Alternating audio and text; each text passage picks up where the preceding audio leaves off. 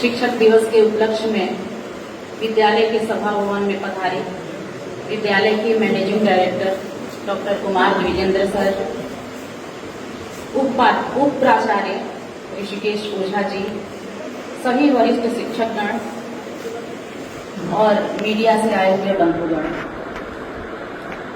आज हम सभी पूरे देश में डॉक्टर सर्वपल्ली राधाकृष्णन के जन्म दिवस को शिक्षक दिवस के रूप में मना रहे हैं। देश के पहले उपराष्ट्रपति, दूसरे राष्ट्रपति, महान दार्शनिक और एक शिक्षक के रूप में राधाकृष्णन ने अपने जीवन में कार्य किया है।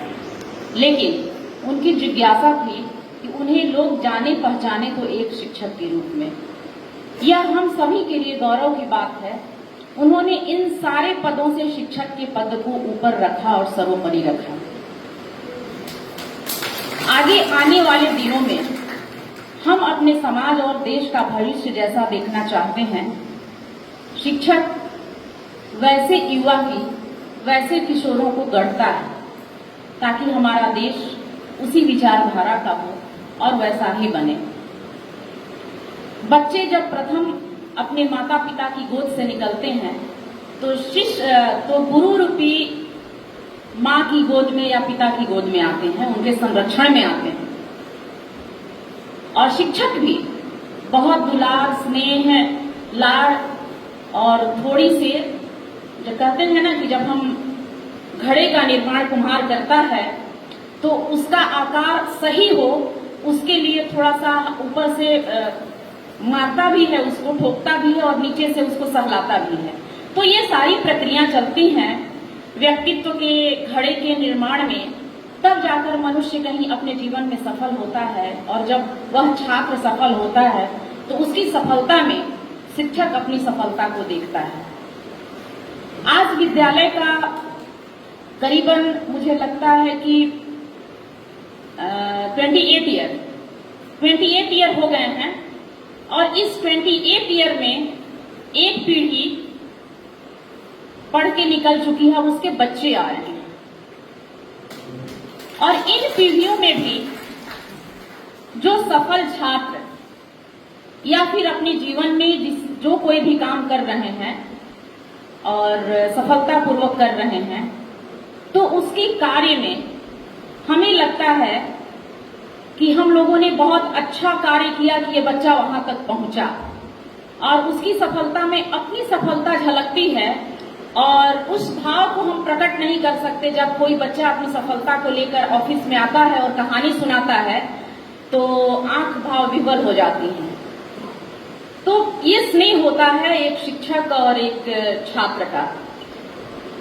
मैं बोलना चाहूंगी कि शिक्षक वह चीज है जो समाज में ढूंढता है, सामाजिक परिवर्तन के लिए तलाश करता है उस व्यक्तित्व को कि अगर कहीं कुछ गड़बड़ हो रहा है तो वह सही व्यक्ति मिले, वह सही बालक मिले जो युवा होकर के इसके दिशा और दशा को बदले। मैं बात करूंगी प्राचीन काल में नंद वंश के घनानंद का।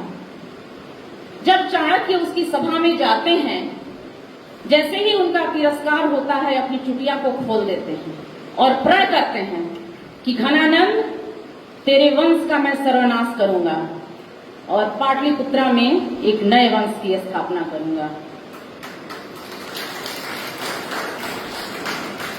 और चाणक्य चल देते हैं अपने वचन को निभाने के लिए, अपनी प्रतिज्ञा को पूरा करने के लिए। और हर एक जगह जाते हैं तो उसी पैनी नजर से बाल मनु बच्चों को ढूंढ रहे होते हैं या युवा को तलाश रहे होते हैं कि हमारे उस काम को कौन सफलीभूत करेगा। मिट्टी के टीले पे चंद्रगुप्त बैठे होते हैं कुछ बच्चों को लेकर के, बच्चे हैं, और निर्देश देते हैं, आप ये काम करो, आप ये काम करो, आप ये काम करो। उनके नेतृत्व को देखकर चाणक्य को लगता है कि यह बच्चा आने वाले दिनों में कुशल शासक बन सकता है। और वही चंद्रगुप्त एक कुशल शासक बनते हैं और गुप्त वंश की स्थापना होती है। तो चंद्रगुप्त बनाने का पूरा श्रेय किसे जाता है? चाणक्य को जाता है। तो अभी भी ये वक्त इंतजार कर रहा है उसी तरह के चाणक्य को। आप पहचानिए अपने शिष्यों को कि उनके अंदर कौन सी प्रतिभा है जो समाज की बुराइयों को मिटा सके, जो समाज को सही दिशा दे सके। तो जो युवा पीढ़ी भटक रही है आज के दिनों में, उसका चारित्रिक निर्माण कैसे हो, उसका नैतिक उत्थान कैसे हो, उस तरह के बच्चों की तलाश हम सभी को करनी होगी। बच्चों को पठन पाठन कम और मोरल एजुकेशन ज्यादा देना होगा। अगर नैतिक शिक्षा बच्चों में आ जाती है, बड़ों का सम्मान, शिक्षकों का आदर, बूढ़ों के प्रति समर्पण, तो बच्चा खुद ब खुद अपनी जमीन तलाश लेगा और वह अपने पैर पे खड़ा हो जाएगा। ये हम शिक्षकों का ही कर्तव्य है।